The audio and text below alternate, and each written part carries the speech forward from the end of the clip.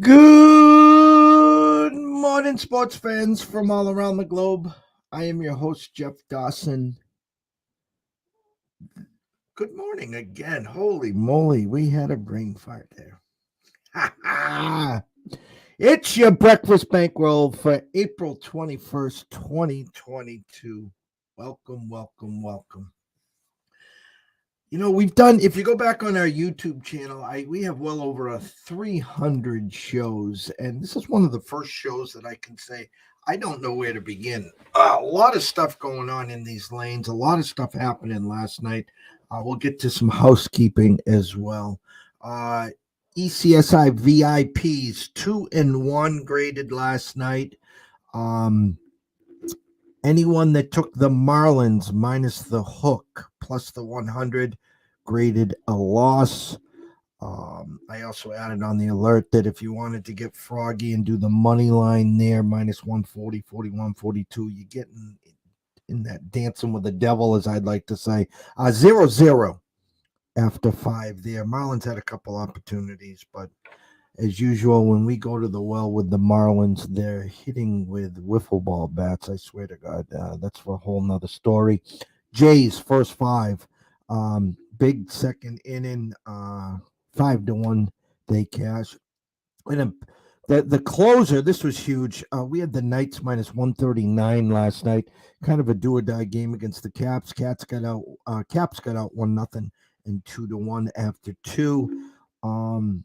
2 quick goals in the third, 3-2. Knights, everything's great. And of course, when we go against the Caps, Ovechkin scores, and he did. But again, I thank God, overtime winner for the Knights, 4-3, and that's the second straight overtime winner that we've had this week. So we go 2-1. Our ECSI free play, we didn't lose. We had the Knights first period, 1-1. So you didn't win either. So anyone again that took the minus the hook plus the 165 did lose there. Ton of MLB games this afternoon. NBA playoffs. Celtics take a 2-0 lead. I talked about that line opening at 4, went to 3.5. Nets become that public trendy dog. Celtics down 17, 10.5. Rally the troops and win by 7. I talked about Philly opening up 2-point favorites, and what do? They go into overtime in a beat at the buzzer in OT for 3. Swish. So anyone with Toronto plus 2 loses. Anyone with Philly money line or minus the 2 does win there. The Bulls, who game 1 had that game 1 and lose. The Bucks opened at 10, and I told Scotty Vegas wasn't messing around. You want the Bucks, you're going to have to pay for it. And the Bulls go basically box to wire and win outright to even that series at 1-1. But even more, Middleton has some knee issues now, so that series goes back to Chicago at 1-1 there. The stunner last night was Jay WRIGHT retiring, and as soon as I saw that, my first inkling was, I hope he's okay. I hope he's healthy. He's 60 years old. The $2,000 and $3,000 suits that he used to wear on the sidelines they called him Mr. GQ for a reason. I'm telling you, the more I watched him, I was able to see him live this year at the XL Center, the more impressed I was. Just what he does for the program and the team. He creates such a team concept where everyone knows their role. And so my heart sunk. I was hoping everything is well.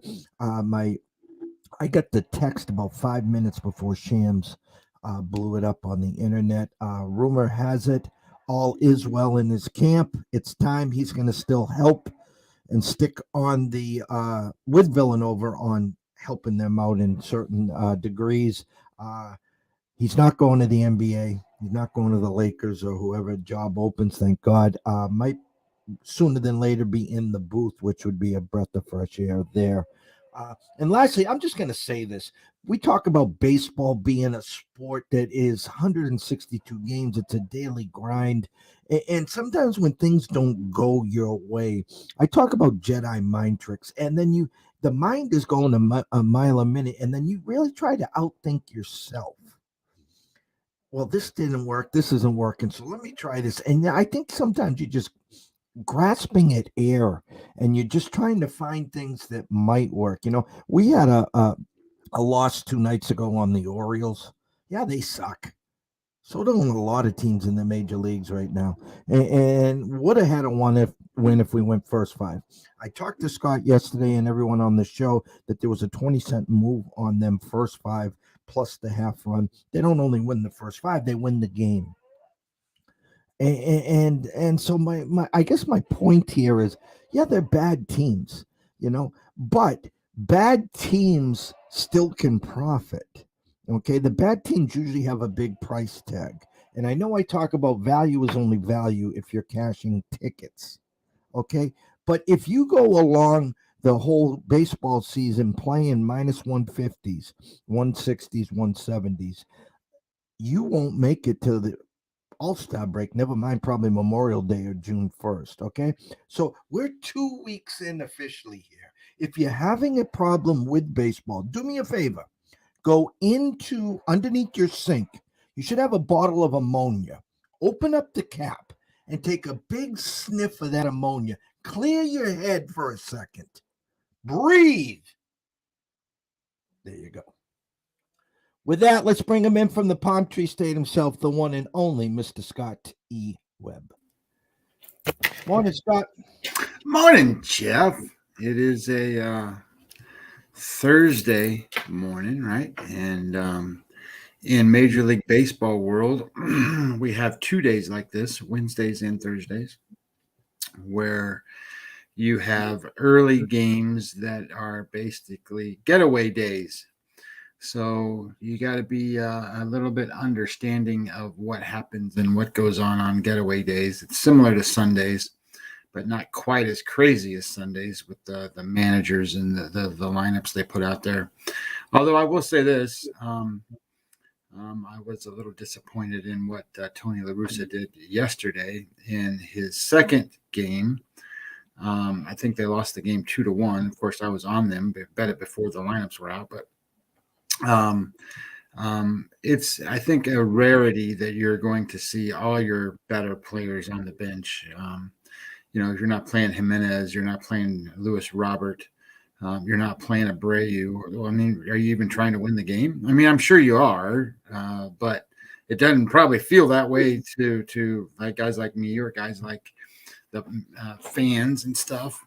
And they played a good game. It was 2-1. They lose, but that was these old school guys, man. Sometimes they do stuff that is just unbelievable. And Tony Russa is one of those guys. Joe Madden's another one of those guys. You just have to be real careful sometimes of what you get into on days like today, where you have getaway days, and getaway days are days where the team plays today. It's an early game at 1:00 because they're going to fly out after the game and go to the next city. So that's why they call them getaway days. I did a little rant, vent, whatever, to start the show about baseball, and it's not for everyone. It is not for everyone, and I think the problem with it a lot of times is the fact that people don't have patience. We live in a world where it's instant gratification, and it's what have you done for me lately? And I think everyone looks at records. Everyone looks and says, well, this team sucks. Well, they go down the lineup and says, oh my God, this guy's batting .081. This guy's batting 121. And then the next thing that comes out of your mouth is, how the hell can you back a team like that? And it's comical. If you look back at our past handful of World Series champs and what their records were, in mid to late May, talking about the Nationals, talking about the Braves, you would say, holy cow. But that's how the society, that's how our lanes are, Scotty. And you know, when I came and went public 2015, January 1st, and we got into our first baseball season, uh, I joined right up with Sports Insights. I was real good friends. I still am with Josh Applebaum, who is with VEASAN now. And I was a part of the 630 gang where Josh would talk about the spreadsheet and he would talk about the contrarian side and he would talk numbers. And there would be 20, 30, 40 of us in there, and we would be talking about what we see and what we're thinking. And the year before, Sports Insights, and I'm not lying when I say this, record was like 300 wins and 360 losses. That was the site that gave out the plays. And you're saying, holy cow. Well, they netted like 5 units for the year. And again, that's contrarian, that's big dogs. But a lot of people's bankroll can't handle 360 losses, first of all. And second of all, they don't have the patience. But in these lanes, Scott, this is the daily grind that we're talking about. Just because yesterday this team sucked or the day before doesn't mean they're not the right side today. Well, we always teach a couple of things. One, sometimes when you're looking at these games and you see stuff, you're on the right track. It's just you're a day early. So don't hesitate to go back to that same window and support the same team the next day, because a lot of times you'll find you got a winner. The second thing is I don't know what good is anymore. You used to know what good is, but Jeff, we talked about it yesterday. The Major League batting average was 232 or something like that in Major League Baseball, and we said, there's an opportunity here, and it's just possible that based on the pitchers that were pitching yesterday, this might fall under the 230 number. And well, they didn't fall quite that far. It's 230. Major League Baseball batting average is 2.30.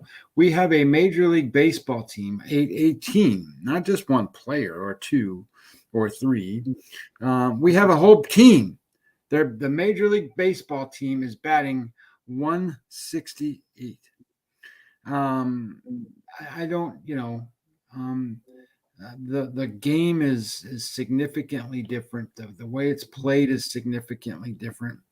And I would say this, one of the things I think that we should be looking at is there is a differentiation between offense and offense currently. We really handicap pitchers a lot, but at the same time that we're handicapping these pitchers, think about it for a minute. The pitchers are all about dominating the hitters, and they are. It doesn't matter. They all are almost. So if you're running out there a team that can hit versus a team that can't hit, you got an edge. So I think that offense is turning into a significant differentiator between what quality is and what quality isn't. And it's funny, yesterday, Jays lose game 1 here. Yesterday, you expect to bounce back. I talked about 10-9 series last year. Both pitchers, I'd say, are Jekyll and Hyde pitchers, especially Berrios. Berrios is one of these guys that he's Cy Young one day and he is garbage the next day. Just look at his opening day, for instance. And then Pivetta can get some outs. And I'm not, what he is more of an inning guy, meaning, hey, get us to the 5th or 6th inning. And he had one bad inning. That was it. And so the fact of the matter is we look like heroes with the Jays, and then we look like zeros with the Marlins. Now, listen, Alcantara versus Mikolas. Now, listen, I like Mikolas. I liked when he came up. I thought he was going to be someone. He struggled. A couple injuries, hasn't put it all together. Well, he has this year. Okay, but there was an edge, a significant edge when it came to starting pitching. And the problem is, again, that the Marlins just couldn't bat, so there's egg on our face. And I keep bringing up the Orioles because I'm a little salty because we were on the wrong side. not playing them in the first 5 yesterday, the day before, and they win the first 5. And yesterday, they don't just win the first 5, they win the game. It's the same as Monday with the Rays in the first 5. We lose. Do you think I go back to the Rays in the first 5 the next 2 damn games? And that's the Jedi mind tricks. That is the tricks. They put up a 4 spot yesterday in the first 5. Thanks for playing.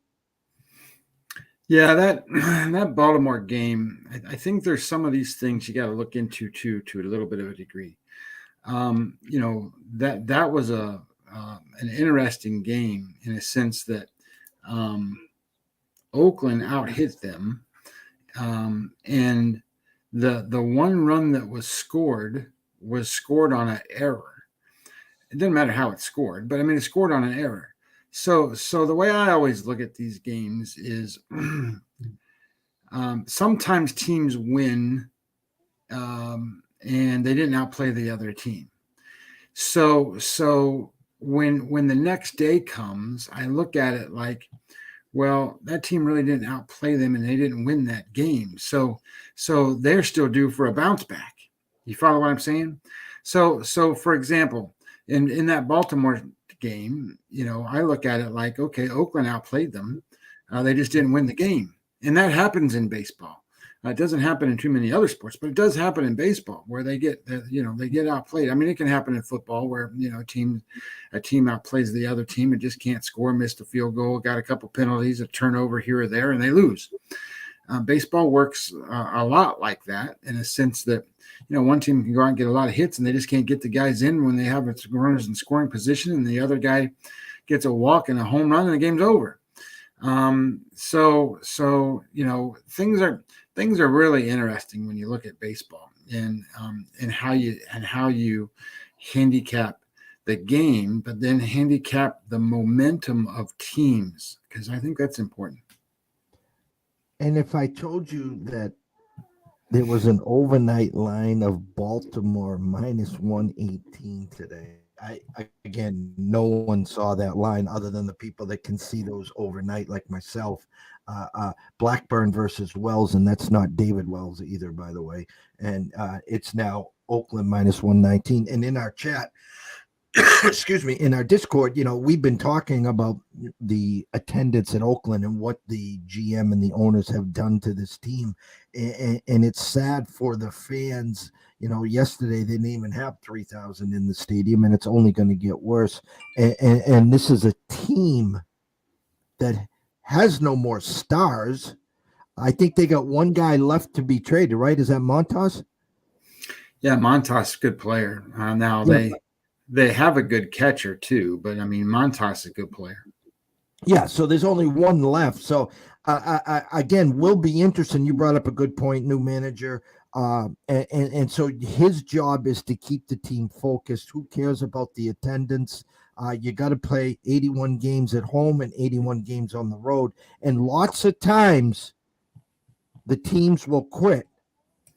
Okay, but lots of times the teams will buy in and they'll put a chip on their shoulder. We'll show you, and I'll be comical here, but go back to way back the movie Major League Baseball. And the fact of the matter is that the city of Cleveland was trying to, force this team out, and the manager gets the team to buy in. And next thing you know, boom, they start winning. And the funny thing is, and I stated this and I'll state it again, Vegas, once they see a team quitting, yeah, they might be a week behind, 10 days behind, but they're not going to give you any layups or freebies and have these teams that are quitting, as short favorites or short dogs either. I think that some of this too is interesting because, this I don't know how many people look at stuff that I look at or whatever, but the number one bullpen going in Major League Baseball today, the number one bullpen, according to wins above replacement and different other things, is the Baltimore Orioles. And we talk about how terrible they are and how bad they are, and it's twofold with them, right? I mean, they don't have a bunch of good hitters. They have a couple good hitters. They don't have a bunch of good hitters, and they certainly don't have really good starting pitchers. But with certain knowledge, you can play with them or against them on several different aspects. They're probably a halfway decent +1.5 team. I mean, if you think about the idea that they've got a pretty good bullpen, that can kind of keep them into certain games. I can look that up, but I just food for thought. Some of these things and how you can play some of these teams. In today's game, Wells is a relief pitcher. Now they're trying to stretch him out and get him going a little bit, but he's not going to pitch this whole game. This is going to be a bullpen game. So do you sit here and you take a bullpen game against Oakland, who had been playing pretty well and still are playing pretty decent, with Blackburn, who's been awesome. Now that tells me that Blackburn, this will be his third start. He hasn't had a bad start. He hasn't even had an average start yet. So he's due for regression here. So you want the Baltimore bullpen, who's number one in baseball, against a pitcher who's due for regression. That sounds pretty good to me. And if I were to be playing this game, there's no way you would get me to play the Oakland side. I would definitely be on the Baltimore side. All right, big slate today, early today. Let's bring it up. Wondering where your eyes are. I'll bring up the Don Best again, so I can go back and forth on wager talk without anyone seeing any delayed action over here. Let's bring it up. All right, there you go, Scotty. All right, so what do we got? 1, 2, 3, 4, 5, 6, 7, 8, 9. What do we got? 10 games today. And there's the majority of them are all during the day, which is great. I love day baseball. And there's a couple of notes here that I've made. One, I like the White Sox today. I like Cease. I really do. I think Cease is going to be one of those Cy Young kind of guys. But I'm a little cautious on this game. So I decided to hell with it. I had an 0 for 4 yesterday, so I'm gonna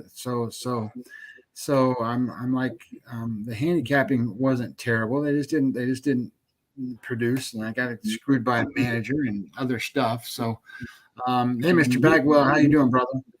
And I look at it like Cease is a Cy Young kind of pitcher. I mean, I know that people think that he's still young and this and that.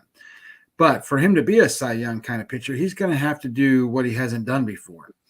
And I don't like to bet that way, where you sit there and go, okay, I'm going to tell this, I'm going to ask a team or a player to do something that they've never done before, and then I'm going to go put money on it. Well, that doesn't make a lot of sense. But Dylan Cease is pitching against the the Guardians. And he's done very well in the past against the Guardians in terms of them hitting against him. And get my notes. But their batting average is 248 against him. That's not really what I'm more concerned about. It's where he falls in line on things like xFIP and Sierra and the metrics that show what his pitching quality is like. And Jeff, he's at 2. He's very, very solid, and he's got big strikeouts. I mean, these aren't little strikeouts. These are 11 strikeouts per 9 innings. Okay, now, how much can you read into that? Well, you shouldn't read into it a whole lot, because he's only had 2 starts, and they've both been pretty good starts. So at the same time, I would tell you he's got a little bit of regression due against him, and he's facing the Cleveland Guardians, who's a team that can hit. Now, the vice versa of this is, you got Plesac going for the Guardians. And if anybody's heard me on this channel a couple times, I'm not a big Plesac fan. And here's why. Number one, the White Sox have a batting average of 338 against him, with Lewis Robert being over 500 against him. That's not a good sign for Cleveland in this particular spot. But here's what I look at that I think is significantly different than what a lot of other people do. We talked about the xFIP and the Sierra numbers. Everybody looks at those numbers, but here's a couple of significant things that if people can pick up on, you might take a little bit of an advantage. So the batting average against Plesac is 233. Okay, well, that's no big deal. Batted balls in play are 238. Okay, so what does that mean? That means there's no variance.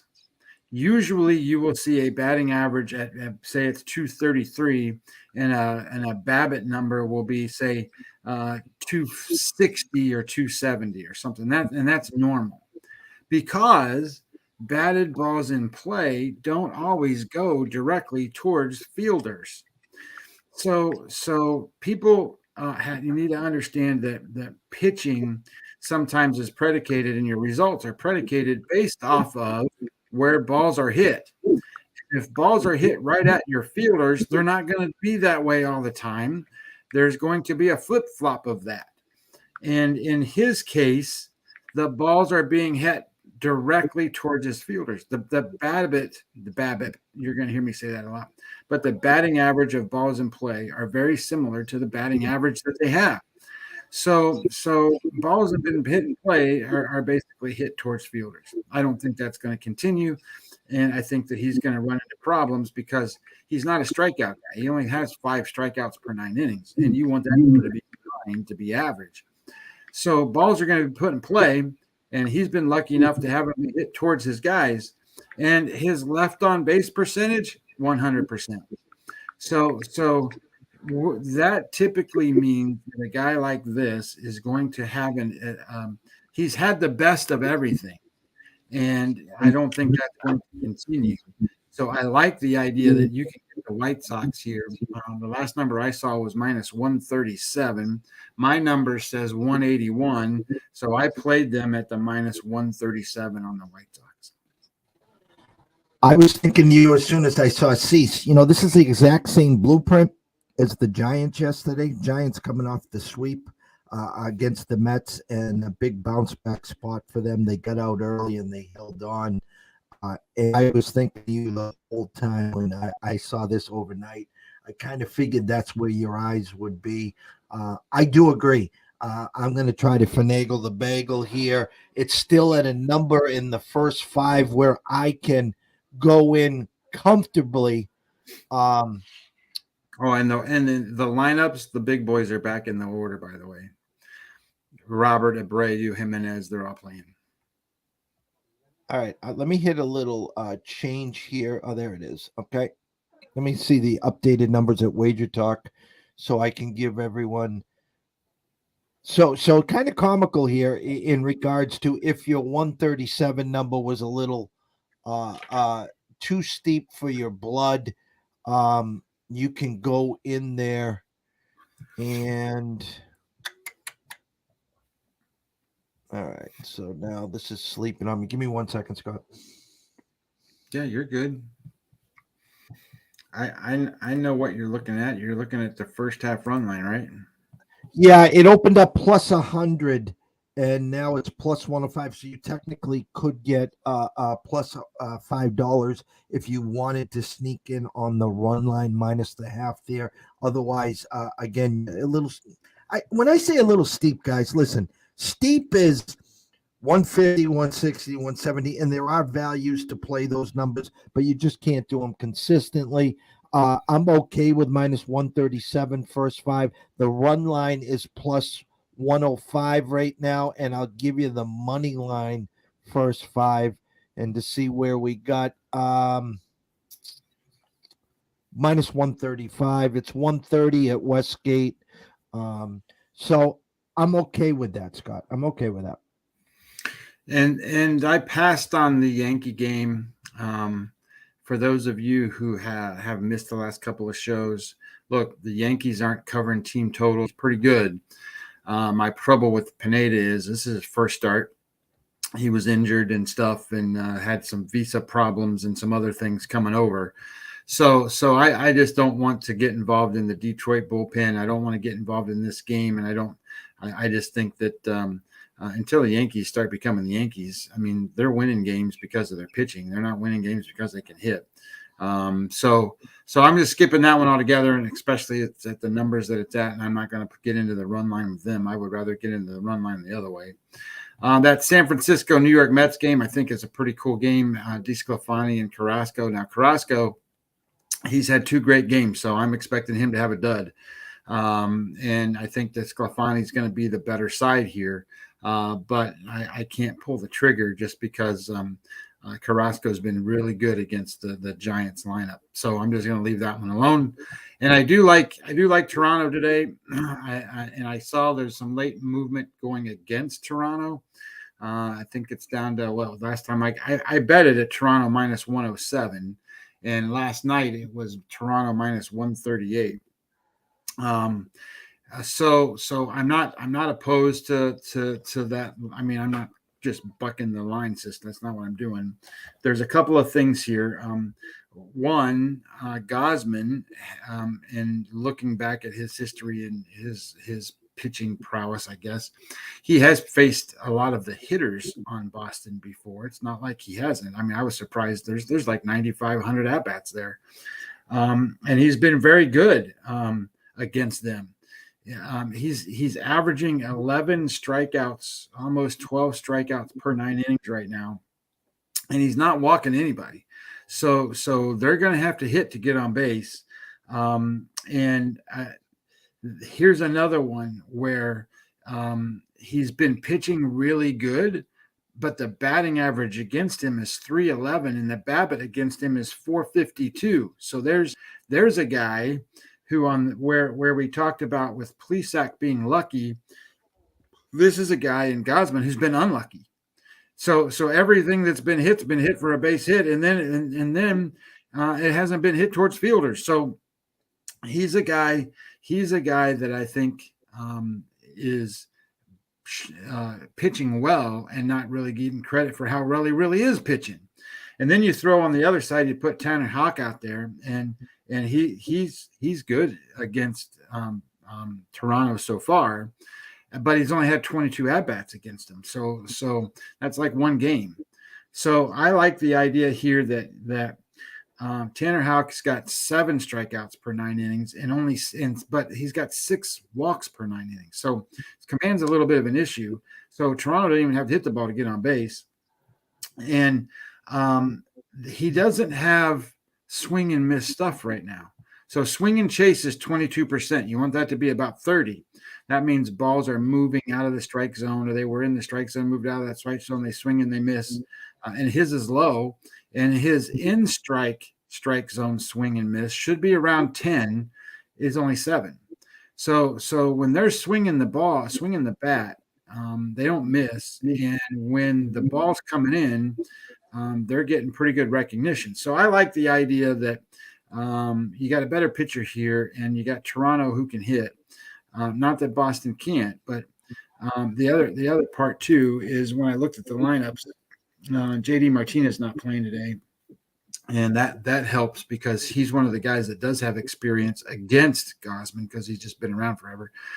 And Kike Hernandez, another guy who played in the National League a little bit, he's not playing today. So there's another guy that has had some history against him, and Trevor Story has only batted like 4 times against him. So I like Gosman today. My number was Toronto minus 138. I got him at minus 107. Is that about where it is now? Yeah. At South Point 107, Westgate 112, William Hill 108, Circa 107, and Caesars 108.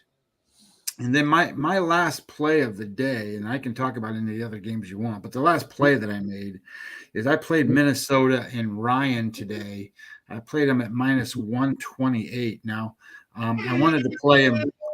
I wanted to play them at 117 earlier this morning, but I missed out. So I ended up playing them at 128. It's a little bit different than what my number is. My number is only 107, but so I'm paying what I feel like I'm paying a little extra to pay him. But this is more of a play of 2 things. One, Ryan's never faced this team, so they've never seen him before. And this is really a play against Greinke. Now, Greinke has pitched twice already, and he's been about average for him. He's pitched relatively well, but it's average for a Major League Baseball player. However, his xFIP is 503 and his SIERA is 569. That's not really good. And again, he's one of these guys that has been lucky so far. The batting average against him is 250, and the BABIP number against him is 256.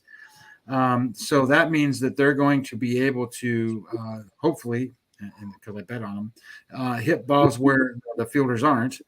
And then lastly, when I looked at the offenses, even though Minnesota hasn't really been hitting the ball as much as you because they got a good offense, they just haven't been hitting. They're still better than what the Royals are. So I like the offense there. I like Joe. I like Ryan as the pitcher that Kansas City hasn't seen. And then surprisingly, when I just looked at the lineups here as we got on, I wasn't counting on it. Byron Buxton is in the lineup batting leadoff for Minnesota today, and that's a big, big, big change and a big energy boost for that team, and it makes their lineup so much better when he's in there. It makes it longer, it makes it better, and I like the idea that we have there. And then one last point. I got this off of a tweet. It's an internet tweet somewhere. So somebody says, "Hey, look, this and just use this as a guide." But home dogs with daytime start, getaway Thursday or Friday with a Friday road game, right? So home dogs, daytime start on getaway Thursday, and they play on the road the next day. The home teams, the home dogs, are 5-20 straight up the last 25 times the first 2 months of the season. So this fits Boston, Cleveland, Kansas City. And of course, I didn't look at that before I made my wagers, but that's exactly what I went against. I went against Boston, Cleveland, and Kansas City for other reasons, but that just solidifies a little bit of what I was thinking. The board for me, I was on Cease first five. I don't have a problem with someone playing them full game. We've had success both ways. Kind of want to say this tongue in cheek, but whatever's working for you. If you think that there's back end issues on a team, maybe the closer is out for the game because he's been used 2 days in a row. So do your own due diligence there. I like Cease. I think we have an opportunity there, but I also don't think that, and I'm not playing the must-win category or anything like that, but it's going to be tough to beat the White Sox 3 times in a row. So a full game with Cease is okay there. I too saw the opening line and where it's at with Minnesota. I that kind of was like an alarm bell for me. I can currently get Minnesota minus 127 first 5 at the Westgate. So that's where I'll be shopping today there. First 5 for Minnesota. I like that spot. And then there was a game that, and I'm having a hard time finding it now, Scott. Give me a second here. White Sox, Minnesota.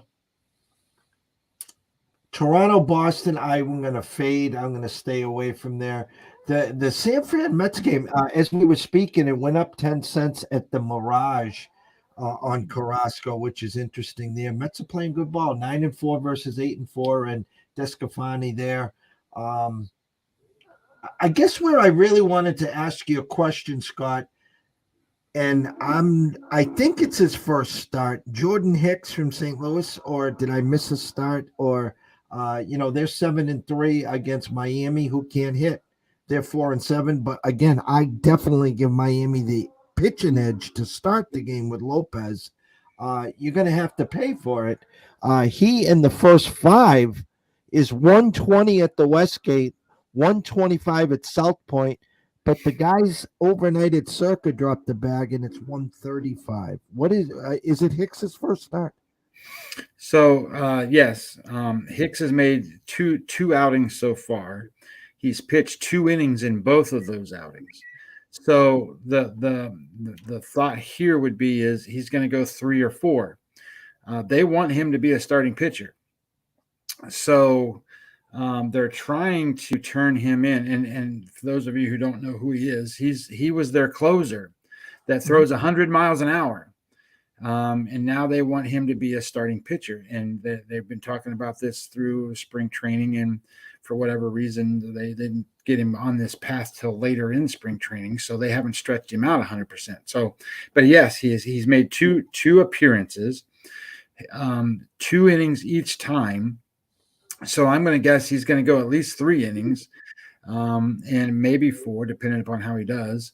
But I would also say that if you're playing the Marlins, because they're not the strongest hitting team, this might be a good spot for him just to stretch it out as far as he can go. But so that tells me it's going to be a bullpen game for St. Louis, because I don't think they've got a guy who's going to be like like what the Rays do, where they come in with a true relief pitcher and then put a starter in there. So I think this is going to be, he's not an opener. He's gonna be a starting pitcher. So I think they're going to approach it that way for that game. The other game that I looked at was that Texas and Seattle game, because Hearn is not done very well, and he's another one of those guys that's been a relief pitcher that they're trying to turn into a starting pitcher, and he's struggled at that. So I think he had somewhere in the neighborhood of 10 to 12 starts last year, and so far he's started out this way, but he hasn't had good success there. And then you got Gonzalez, who pitches, and boy, is he a soft tosser. And he's either on or he's off. And if he's on, he's tough. And if he's off, holy crap, he gives up 35 runs. And you talked, though, about Texas. Oh, and speaking of that, Mr. Occupancy asked about pitchers that we look forward to having big seasons. And I talked about the futures that I have for, I think, 4 of them to win the Major League wins total. Scotty, who leads the Major Leagues in ERA this year? Well, I could go look. I haven't looked at it. Don't cheat. I'm gonna guess, because it's one of those guys, and he must be in Seattle, so it must be Gilbert. Mr. Gilbert, it is. A win yesterday. I think that's 2 now for him. His ERA is like 0.5 or something. And you see I'm smiling, and I know it's only 2 weeks in. For anyone that doesn't know, a few years back, I was at the Westgate, and I was looking for some, I call it beer and pizza money, something to give me a little bolt, a little jolt, a little action throughout the year. So I went to the window and I put a couple dollars on Eddie Rodriguez over 8.5. And I also had $50, $50 or $100 on him to win the Major League win total. And that was the year that he won 19. And the ticket, if he did win it, was going to pay me $25,000. And I got to the final 2 weeks. He had 2 starts, and he didn't get a win. And he was tied with Verlander and someone else. And then Verlander goes on to get 2 wins the last week. And I think he ended up with 21. But I went to Westgate this year with some young guns in mind, and I had to wait a half hour as 2 of my guys weren't on their list, which is a mile long. And we came back with Bassett, who was on the list, Luzardo, who was on the list, Manoah, and Gilbert. And Gilbert's come out of the gates guns a-blazing. Manoah has done very well. Bassett had a clunker yesterday, and Luzardo as well. But again, long odds on some of these, 150, 200, and 300 to 1 to win that. And so I had to toot my own horn when I saw Gilbert starting the year pretty well there. Hockey quickly. Again, yesterday we come through an OT with the Knights. Today, St. Louis. I'm starting from the bottom here. San Jose, no thank you. A game, take a peek at the Kings. It's minus 255, 250. Obviously, we're not playing that. Maybe in a regulation or a puck line there with the Kings today. Stars in Calgary, no thanks. Wild minus 1. Just throwing this out there. I think Vancouver plus 160 is a sneaky dog. Tampa only opening up minus 115 overnight against the Leafs. Over a 7. If you can go over to Circa, you can get it at 6.5. I like the over 6.5 there. Rangers favored at the Islanders. Rangers have been good to us. I think the Islanders are sneaky here. Penguins open up 120 against the Bruins. Bruins beat them over the weekend. Bruins still banged up, did win their last game in overtime. No real feel there. Montreal, no thank you. Devils, no thank you, and no thank you. Closing thoughts, Scott. Yeah, I think there's a couple of things. One, next week in Major League Baseball, I shouldn't even say next week, it's probably this weekend. The guys will be making their fourth start. And when they make their fourth start, they're going to be pretty much all done. I mean, the ramp up time's over. So you're going to be able to utilize some of the data and some of the numbers more predictively. So that helps me. And then number two, I think that the batters are getting to a point where they're going to need to get to a different strategy here, because you can't bat 230. You can't have teams batting 160 and stuff like that. I know it's not going to stay that way, but things are going to change. I think you're going to start to see more offense in the game. So all the unders and everything that's been going on, just remember that that's going to flip here soon. So once it starts, you might be able to catch the sports book a day or two and capitalize on some overs. For ourselves here, we started the week 0-3. We have grinded out 2-1 and 2-1, so we're down about 3/4 of a unit. We will be diving in to a couple afternoon games for all the ECSI VIPs, so get ready for that. Program note, there will be no midday market report today. Me and Scott will be coming back at 4 o'clock today. We're going to try to get 4 o'clock, give or take a few minutes there. Tomorrow, 10:30 my time, Brady Tinker. Brady is a professional broadcaster in the Dallas area, works closely with the Cowboys, the Mavericks, good personal friends with Jordan Spieth. So we're going to be talking Jordan Spieth coming off a win against Cantlay in sudden death last weekend. We're going to be talking some Mavericks with potentially Luka back now 1-1, talk about the Rangers, and of course Cowboys. Maybe some inside scoop what's going on with the draft there.